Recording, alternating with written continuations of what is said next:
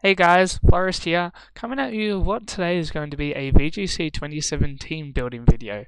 Now, I thought I'd make a rain team today, so I'm going to go with the best rain setter, at least at this point of time in the early meta of VGC 17 with Palepa. Now, the reason I wanted to build rain is because someone was telling me about Golduck. Now, Golduck is pretty cool. Most people know it for its Cloud 9 ability, but it actually gets Swift Swim as a hidden ability. So in this format, I feel like Golduck actually could be pretty solid as a Swift Swimmer sweeper. So we're going to go with that. And we do want Drizzle on Upper Leper. So I use what's called Team Magma. So you can see the links up there. And I'll link it in the description too so you guys get easy access. But this is what I use for pretty much all of my team building.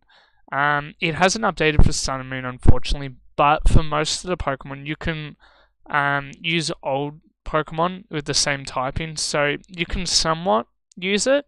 It just depends on obviously what you're using. But we're going to be putting in Palepa here, and we're going to be putting in Golduck. So as we can see here, it's looking not amazing with these like really bad electric weakness, and we've got a grass and rock weakness as well, but we've got quite a few resistances here, which is nice. And we can build around this easily too. So some things that I think might come to mind is Marowak, because I want a fire type, and Marowak is sort of a fire type that can work pretty well in rain, just because of it's got lightning rod, which is really nice for redirecting that electric tax away. So I'll pop chandelure in here just because it's the same typing, but I do want to remove the flash fire. So you can see here, it's not looking fantastic, but we cover the water and we cover the grass, so that's good. So we've got some already apparent type synergy, and the ground weakness is covered. And for a fourth one, I think I want to go Crocodile. Crocodile gives me Intimidate, Ground, Dark typing, and like the Dark typing is really nice because you can swap in for the Marowak for like other Marowaks, and like in Rain, Crocodile completely beats opposing Marowaks. So for me, I feel like it's really useful in that regard. And we've got our two water type Pokemon, so Crocodile and stuff like that, they're not having a good matchup either with us. Okay, so we can see, so with this electric weakness here, we do have that lightning rod, so we have to consider that as well. So this electric weakness is fine right now. Grass weakness, yeah, we could probably use another resist or two. And we've got another rock weakness because of the Marowak. So what I think I want to go for now is probably a steel type. Steel types give you a lot of useful resistances for switching purposes. Yeah, I could go Metagross. What we'll actually do is we'll go into the steel filter, and we'll have a look at what what steel types are available in this format. So we've got Sandslash, doesn't really work for us. We don't have anything that would work well with. Sizzle could be usable. Metagross. Is there anything else? Celesteela or Katana? Katana, I don't know. I don't think Katana is what I want. I sort of want a steel type I can switch into attacks, not really an offensive steel. Celesteela, in theory, sounds nice because it gives it a flying switch, but then I've got 3 electric weaknesses, and I don't think I'm comfortable with that. That just makes me far too weak to Tapu Koko and other things like that. So we've got a choice between Sizzle and Metagross, I think. And I'm going to just do what the type synergy would look like. Yeah, okay. So Metagross resists rock. So that itself is kind of a really important thing for me. Sizzle's neutral to rock just because it's bug steel. So I don't think it's going to be as useful in that regard there. I mean, we do add a ghost and dark weakness, but I think that can be covered because we have Crocodile and there's not a huge amount of dark types in this format. But now we want to go for our last mon slot. Oh, once we had Metagross. Okay. So I kind of want another ground switch in. just because we only have one immunity and we have 2 ground weaknesses in Marowak and Metagross. I mean, we have lots of ways of dealing with grounds, but if we don't have them on the field and the ground type is, we could be in a bit of an issue, especially if it was like ground paired with sun as well. So to think about that, I think we either want maybe a flying type or a levitate Pokemon. Looking for Aerodactyl, weak to rock and electric, not a huge fan of that. Salamence, I'm not sure Salamence adds too much, it's not really adding anything we need. I don't really think there's anything yeah, we don't want Celesteela. I don't think there's any good flying types for us. We'll try Levitate, but our Levitate pool is quite small this format, yeah.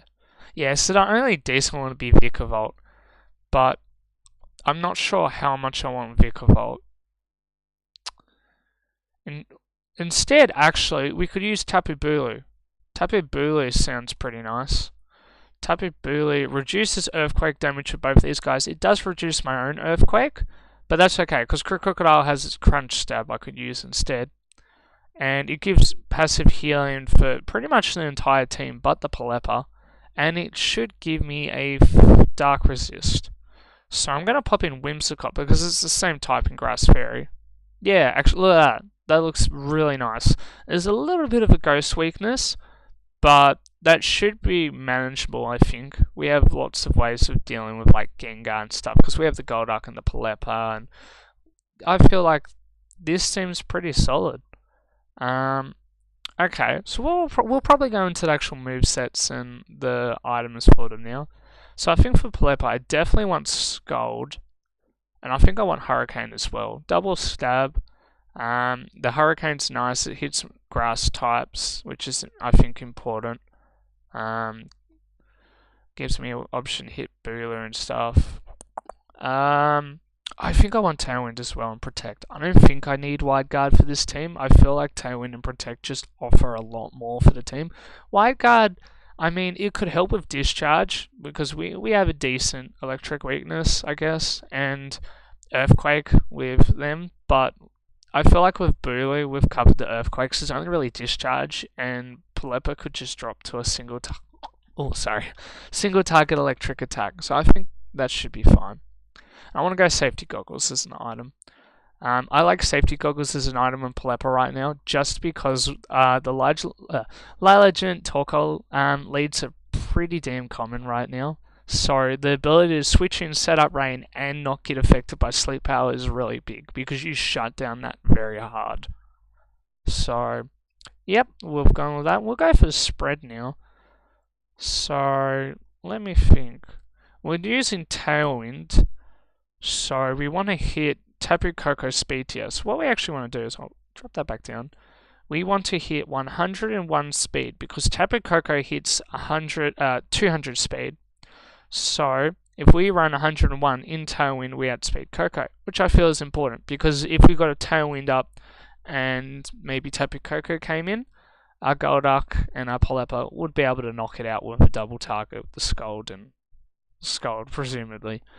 But we'll focus on the Golduck now. So for Golduck, I want Life Orb as the item. I want it to be doing good damage. I want to be doing it fast. So I definitely want Scald. The accuracy is just really important, I feel like, for this team. Definitely Ice Beam. Now, what else does Golduck get is the good question. So it gets Disable and it gets Encore. Focus Blast, not really thinking that's necessary. We could use Hydro Pump. Hydro Pump could give us a nice sort of burst down offensive move. But I kind of feel like I want Encore more. Encore seems like you can shut down a lot of things because fast Encore is always really good. And especially on something like Golduck, you're probably not expecting Encore on it.